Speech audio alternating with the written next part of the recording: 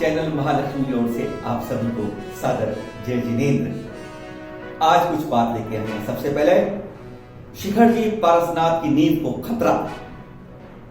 कहते हैं मंगलाष्टक में, कैलाशे ऋष्वस्य निर्वतिमयी वीरस्य पावापुरी चंपायाम वसुपूज्यनते सम्मेद शैलहृतना शेषणामपि चौर्यन्त शिखरे नेमीश्वरस्या निर्वाण वै प्रसिद्ध हुआ कुर्वन्तु मे मंगलम। मंगलाष्टक में रोज पढ़ते हैं और यह भी सुना हुआ है हमने जब पढ़ते हैं, एक बार वंदे जो कोई ताकि नरक त्रियंच गति नहीं।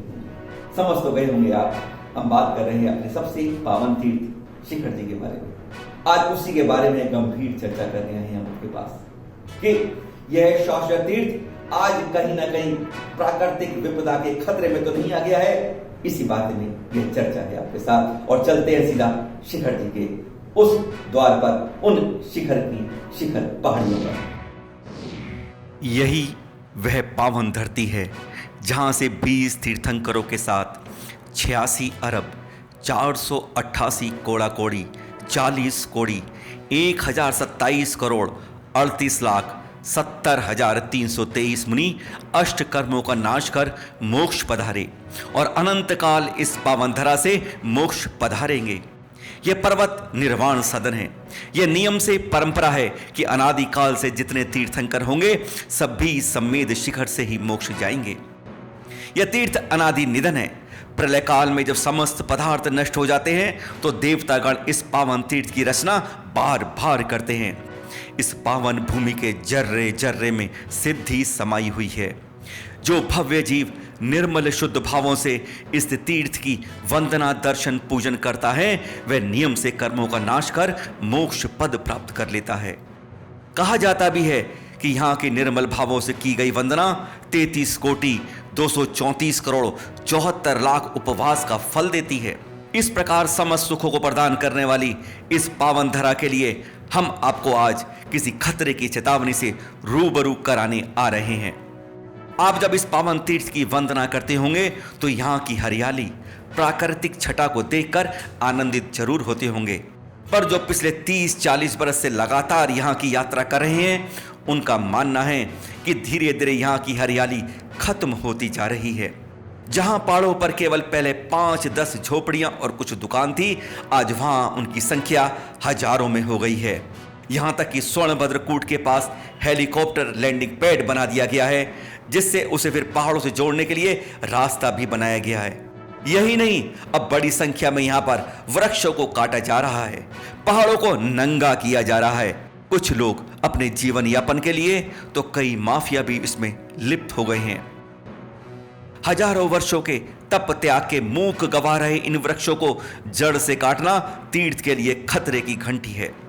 अभिनंदन भगवान की टोंक किस तरह चट्टानों की पहाड़ी पर जमी है यह किसी से छिपा नहीं होगा। इन हरे भरे पेड़ों से जहां वृक्ष अंधाधुंध कट रहे हैं, वहीं वाहनों के लिए बनती रोड के लिए पत्थरों को भी निकाला जा रहा है, काटा जा रहा है। माफिया भी इसमें लिप्त है। इन सब का हश्र बड़ा खतरनाक हो सकता है। जंगल और उसके आसपास की पहाड़ियों को नष्ट करने वाले लोगों के खिलाफ आज कोई नजर नहीं आ रहा। इस बारे में कई अधिकारियों से बात की, पर उन्होंने सबने अनभिज्ञता जारी की इस बारे में, जबकि ये स्थानीय अखबारों में हर जगह छप रहा है। वहां पर अपनी कमेटियों की क्षेत्र कमेटी के अधिकारियों से वहां बात की, उन्होंने माना अखबारों में छपा है, लेकिन इस बारे में क्या करना है, कैसे करना है, ये कुछ नहीं मालूम। क्या कर रहे हैं हम लोग इस बारे में, क्योंकि हम महालक्ष्मी ने फिर इस बारे में हमने 2 भू वैज्ञानिकों यानी जो भूमि संरक्षण से जुड़े हुए हैं उन लोगों से बात की। उन्होंने बताया कि बड़े बड़े पर्वतों का क्षरण तभी होता है जब उसके ऊपर मजबूत हरे भरे पेड़ों को काटते हैं आप, या पर्वत को साइड से हम पत्थर काटने लगते हैं। यह उनका कहना है। आज के विशाल में ऐसे बड़े बड़े पर्वत तभी नष्ट हुए हैं और हमें इस बारे में सोचना होगा अपने शिखर जी के बारे में, जब वहां पर हरे भरे पेड़ों को काटने का अब एक सिलसिला शुरू हो गया है। भू माफिया, ये पहाड़ काटने वाले माफिया ने वहां पर अपना जैसे डेरा जमा लिया है। हमें इस बारे में सोचना होगा, क्योंकि जब जब हम प्रकृति पर चोट मारते हैं अपनी मानवीय, तब तब प्रकृति उसका बदला जरूर लेती है। अब इस पावन तीर्थ के संरक्षण के लिए हमें सामाजिक और प्रशासनिक रूप पर उचित कार्यवाही करने की आवश्यकता आ गई। अगली खबर वही पारसनाथ से। रेलवे लाइन का शिलान्यास हो गया है पारसनाथ मधुबन गिरिडीह के लिए। यह 902 करोड़ की परियोजना के अंदर 49 किलोमीटर की रेलवे लाइन बिछेगी और फिर यहां से पारसनाथ स्टेशन परिसर में यह स्थानीय सांसद और विधायक के साथ ही उद्घाटन हुआ। इस पारसनाथ मधुबन रेलवे गिरिडीह तक रेलवे लाइन बिछाने के लिए पारस बाबा ने फिर दिखाया चमत्कार। इस बार फागी जैन मंदिर में मुख्य प्रतिमा पारस बाबा की, और जो आप यहां देख रहे हैं कुछ समय पहले इस मूर्ति पर अचानक मानो स्वतः अभिषेक होने लगा। हमारे जैन धर्म में वैसे तो चमत्कार को नमस्कार नहीं किया जाता, पर नमस्कार से चमत्कार जब होता है तो ऐसा ही दिखता है। यहां जो अभिषेक देख रहे हैं आप, यह लगभग 2.5 घंटे चलता रहा। अब अगली खबर बीना बारा से। बीना बारा बन गया अब शांति धाम। अभी गत सप्ताह रविवार को इसके पंच कल्याणक संत शिरोमणि आचार्य श्री विद्यासागर झसक के साथ संपन्न हुए। 30 साल बाद दोबारा पंच कल्याणक हुए यहाँ पर, और इस बार मौजूद थे उनके साथ आचार्य श्री के साथ 51 मुनिराज, 2 एलक और 63 आरिकाएं। इन सब ने मिलकर 100 प्रतिमाओं का पंच कल्याणक किया। इस पंच कल्याणक के बाद इस बीना बारा का नाम शांति धाम रख दिया गया। और आचार्य श्री ने अंतिम दिन प्रवचन में कहा कि भगवान की आजादी मोक्ष होने के बाद हुई थी। आज हम सब परतंत्र हैं और ये परतंत्र के से दूर होने के लिए हमें भी अपनी भावना भाएं कि हमें भी कभी ना कभी इस मोक्ष राह पर पढ़ते पढ़ते उसकी प्राप्ति हो। पंच कल्याण जो होता है वह पत्थर से परमात्मा, पाषाण को भगवान बनाने की क्रिया होती है, यह कहना है आचार्य श्री का। अगली खबर मांसाहार के बीच में उपजने लगा शाकाहार। आज आप हमको ले चलते हैं दक्षिण अफ्रीका के इस मोम्बासा देश के अंदर। यहाँ चारों तरफ मांसाहार है, पर एक जन परिवार ने वहां एक स्कूल खोला है और इस मांसाहार ने शाकाहार की फसल उगा दी है। यहाँ पर सभी बच्चे पूरी तरह शाकाहारी हैं और कैसे नवकार गाते हैं या स्थित है।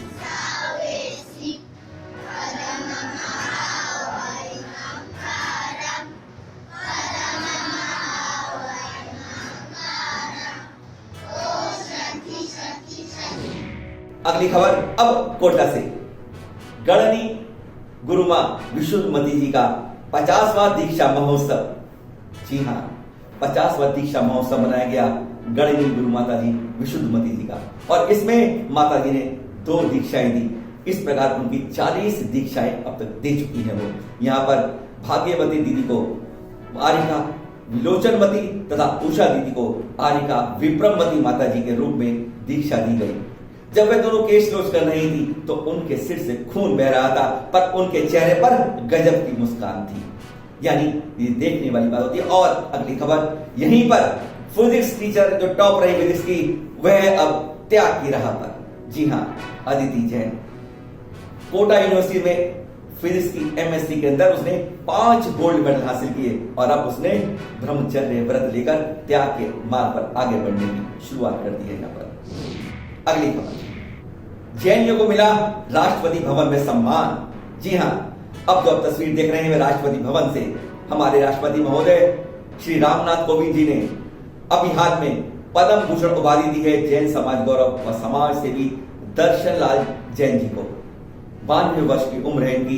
इन्होंने पिछड़े वर्ग के लिए 150 से ज्यादा स्कूल खोले हैं और वहीं भूले बिसरे योद्धा जिनको भूल चुके हैं, इनको नई नाम देते, उनके लिए योद्धा सम्मान स्मृति की शुरुआत भी की है। भूली गई भगीरथी को इन्होंने जीवंत करने की आधारशिला भी रखी है। अभी जो आप चित्र देख रहे हैं दूसरा, यह भी राष्ट्रपति भवन से। इनको साहित्य रत्न में कैलाश जी को पद्मश्री उपाधि से नवाजा गया है।